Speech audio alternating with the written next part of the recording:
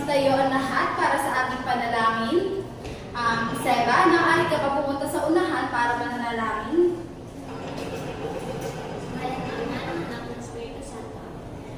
Panginoon, gabayan po kami sa araw na ito, naway maunawaan po namin ang talakayan namin, naway maging maayos po ang ating talakayan.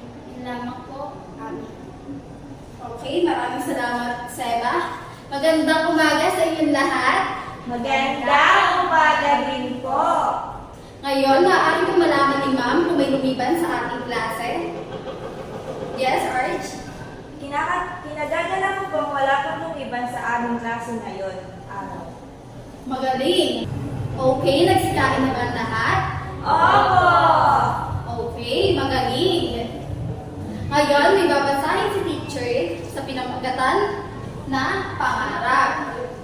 Makinig kayo dahil pagkatapos kung basahin ang kwento ng pangarap ay may mga katanungan si teacher, kaya makinig kayo. Yan. Pangarap. Inay-inay. Hingal na hingal sa pagtakbo habang tinatawag ni Loisa ang kanyang ina. Naku anak, dahan-dahan ka naman sa pagsigaw at pagtakbo. Ano ang nangyari sa iyo at parang masaya-masaya ka ngayon? Tanong ng kanyang ina. Nanay, saan po si tatay? Tanong ni Loisa sa ina. Ewan ko, baka nasa kusina. Sagot ng nanay na may pag-aalinlangan. Inay, alam mo, nakakuha ko ngayon ng mataas na marka sa aming pagsusulit. Kaya natuwa ang aking guro sa akin. Tuwang-tuwang balita ni Loisa sa kanyang ina. Salamat anak, masipag at masunurin ang bata sa iyong pag-aaral. Sana huwag mo kaming biguin ng iyong ama. Paalaala ng ina kay Loisa. Biglang niyakap ni Loisa ang ina. Maraming salamat din po sa inyo ni Itay, Inay. Gagalingan ko pa po ang aking pag-aaral. Gusto ko rin pong makatapos ang pag-aaral at makamit ang ninanais na kurso, makapagtrabaho at makatulong na rin sa inyo ni Itay. Palagi ko pong pinapanalangin sa Panginoon na maabot ko po ang aking pangarap. Ito ang buhay ni Loisa, punong-puno ng pag-asa dahil na rin sa tulong at gabay ng kanyang mga magulang. Ngayon, may katanungan si teacher. Sino ang hinahanap ni Loisa sa kanyang ina? Teacher! Yes, Arch? Ang hinahanap po ni Loisa sa kanyang ina ay ang kanyang tatay. Magaling! Ano naman ang magandang balita na dala ni Loisa? Seba? Nakakuha po siya ng mataas na marka sa pagsusulit nila kanina. Husay, Seba? Ayon sa ina, nasaan ang kanyang ama? Nasa kusina po. Ngayon, ano-ano naman ang pangarap ni Loisa? Seba? Pangarap niya pong makatapos ng pag-aaral, makamit ang nais na kurso, makapagtrabaho at makatulong sa kanyang mga magulang. Mahusay, Seba. Ngayon, bakit kailangan maabot ni Loisa ang kanyang mga pangarap? Teacher! Yes, Arjun? Para po makatulong po sa kanyang mga magulang. Magaling! Dahil nasagot nyo ang lahat ng katanungan ni teacher, bigyan nyo ang mga sarili nyo ng 5 claps. Batay sa kwentong binasa ni teacher, paano mo nasasagot ang mga tanong tungkol dito? Arjun? Sa pamamagitan po ng pag-unawa po sa kwentong aking binasa. Magaling! Arjeline, batay sa iyong sagot sa bilang isa, nakatulong ba ito upang maintindihan o maunawaan mo ang kwentong iyong binabasa? Opo. Dahil po nakakatulong po ito para po maunawaan ko po yung aking binasa at nagiging madali po para sa akin ang pagsagot sa mga katanungan po ninyo, teacher. Mahusay, Arjeline. Sino sa inyo ang mahilig magbasa o makinig sa editorial? Aba, magaling! Bigyan natin ang ating mga sarili na magbagsak. Anong editorial ang iyong napakinggan o nabasa sa napapanahon ngayon?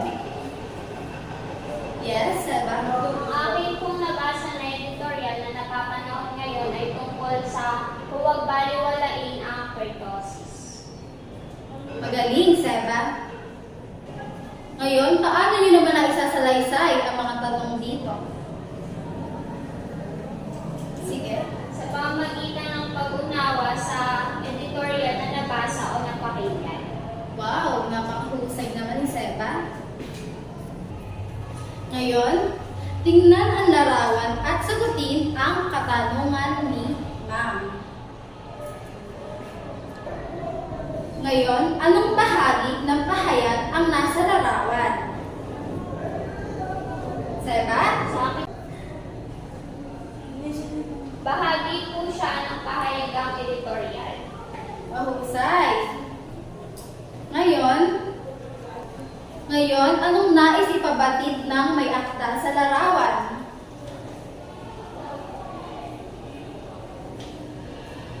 Arjeline? Kakulangan po sa tubig. Magaling! Sa inyong palagay, napapanahon ba ito? Opo. Bakit? Arjeline? Dahil po mainit po ngayong panahon na ito. Magaling! Ngayon, sino-sino ang naaapektuhan nito? Arjeline? Tayo po mga tao, pati na rin po yung mga hayop na nakapaligid po sa amin. Mahusay! Napakahusay naman ni Arjeline. Ngayon, bigyan natin siya ng 5 bagsak. Ngayon naman, bibigyan kayo ni teacher ng babasahin kung saan babasahin ninyo ito ng tahimik at bibigyan kayo ni teacher ng 5 minuto para basahin ito at pagkatapos ninyo basahin ang aking binigay ay may katanungang inihanda sa teacher. Tapos na bang magbasa ang lahat? Opo. Ngayon, may katanungan si teacher. Tungkol sa ang editorial na inyong binasa. Yes, Archie? Mia, kilos na El Niño Rachata. Mahusay. Ano-ano ang mahalagang detalye na nabanggit sa nabasang editorial? Yes, Arlene? Kailangan po natin magpipig sa paggamit po ng tubig dahil po marami pong lugar ang natutuyo ng ang mga palayan dulo po ng El Niño po. Mahusay. Dahil ngayon ay mainit, kailangan na natin magtipid dahil naapektuhan na din ang ating mga kabuhayan. Sunod na tanong, mahalaga ba ang editorial na iyong binasa? Opo. Bakit mahalagang malaman natin ang impormasyon tulad nito?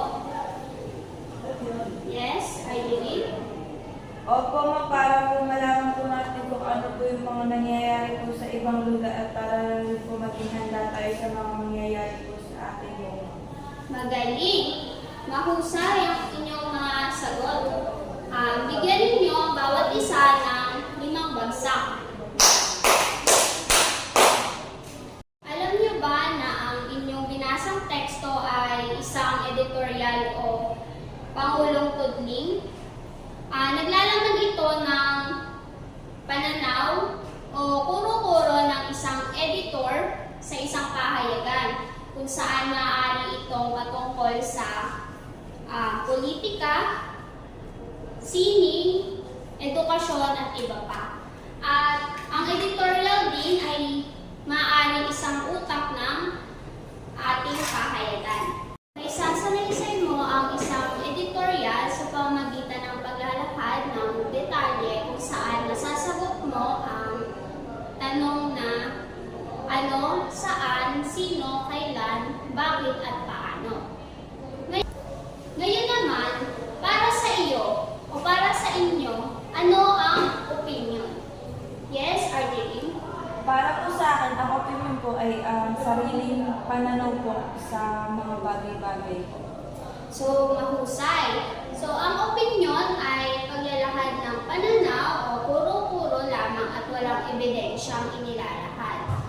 Ngayon naman, sa palagay mo, ano naman ang katotohanan? Para po sa akin, ang katotohanan po ay may may pinapakita po siyang ebidensya kung saan po para po magpatunay kung ano po yung gustong palabasin ng isang bagay. Mahusay. Bigyan natin siya ng 5 palakpak. So, ang katotohanan naman, tulad yan ang sinabi ni Arjeline, ang katotohanan ay mayroong inilalahad na ebidensya na kung saan nag-aaralan mo na ito o dumadaan ito sa proseso ng pag-aaral para walang maging aberya o problema kapag inilabas na ito sa isang pahayagan. Ngayon naman, dumako naman tayo sa pangkatang gawain kung saan hatiin ko kayo sa 2 pangkat. Bawat pangkat ay bibigyan ko ng larawan na kung saan ito ang pagbabasehan ninyo sa pagsagot sa mga katanungang nandito sa isara. Bibigyan ko lamang kayo ng 5 minuto para sagutan ang mga katanungan ito. At meron tayo rubrics kung saan ito ang magiging batayan ko para sa inyong puntos.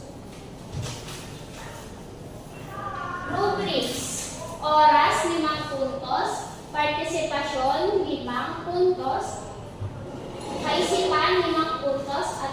At ang kabuuan ay 15 puntos. Mahusay ang pagpipresenta ng inyong mga gawa. Ngayon naman, dumako tayo sa pagbibigay ng puntos. Sa unang pangkat,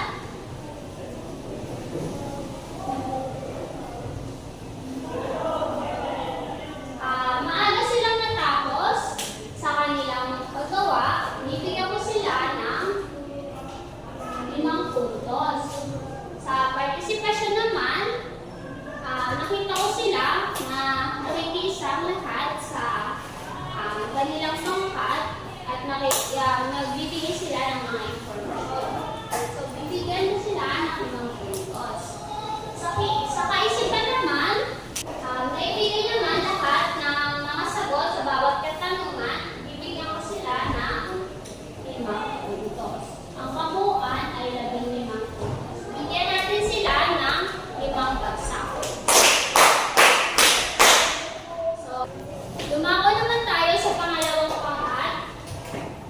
Oras, mas naunang pangkat una sa kanila, bibigyan ko sila ng 4 na puntos. Sa partisipasyon, makita ko naman na nakikisa ang bawat isa sa pangkat, bibigyan ko sila ng 5 puntos. Sa kaisipan, na ilahad naman lahat ng hinihingi sa bawat tanong, bibigyan ko naman sila ng 5 puntos.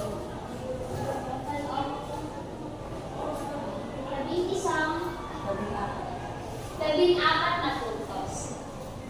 So, bigyan natin sila ng 5 bagsak. Kapag ikaw ay nagbabasa ng isang editorial, ano ang naitutulong at ano ang nakukuha mong aral sa pagbabasa nito? Yes, John Paul? Ano po, para sa akin po, sa tuwing nagbabasa po ako ng editorial, nakakatulong po ito sa pagbibigay ng informasyon tungkol sa mga nangyari sa ating bansa. Ganun. And yung mga aral naman po na napupulot ko dun sa mga editorial, sa pagbabasa is yung maging handa po sa mga posibleng mangyari at dagdag na kaalaman po or informasyon sa nangyari sa ibang lugar o sa ating bansa. Mahusay, John Paul. Bigyan natin siya ng 5 bagsak. May mga katanungan pa ba ang lahat? Wala na Wala po. po. Kung gayon, ako naman ay may katanungan para sa inyo. Bakit mahalaga maisalaysay mo ang mga mahalagang detalye ng isang editorial? Teacher, John Paul? ano po, mahalaga po na maisay-isay po yung ang mga mahalagang detalye sa napakinggan o nabasa ng editorial. Dahil dito po napapatunayan natin kung naunawaan ba yung nabasa o napakinggan ng editorial. Sino ba pwedeng sumunod? Ara? Mahalaga po na maisalaysay ang mahalagang detalye sa nabasa o napakinggang editorial upang malaman po natin kung talagang naunawaan o naintindihan natin ang ating napakinggan o nabasang editorial. At sa pamamagitan ng pagsasalaysay ng mga mahalagang detalye tungkol sa nabasang editorial, maaaring magamit ang mga impormasyon na nabanggit sa editorial. Tama, mahusay. Bigyan nga natin ng 5 bagsak ang lahat ng sumagot. Tama, mahalagang maisalaysay natin ang mga mahalagang detalye upang mabigyan natin na halaga yung isang isyo, isang pananaw. Sa pamamagitan din ng paglalahad ng mga information or detalye, napapakita natin na upang mas mapalalim o maunawaan natin yung isang editorial. Hayan mga bata, ngayon naman dadako tayo sa ating pagtataya. Maaari mo kumuha ng mga tigis ang papel ang bawat isa at sagutan at nasa visual. Bibigyan ko lamang kayo ng 5 minuto para sagutan ang ating pagtataya. Maaari na kayo makipagpalit sa inyong mga katabi upang sa ating pagbawasto. Number 1, ang tamang sagot. Editorial. Number 2, issue. Number 3, kahulugan. Number 4, totoong pangyayari sa lipunan. And number 5 is Pangulong Tudling.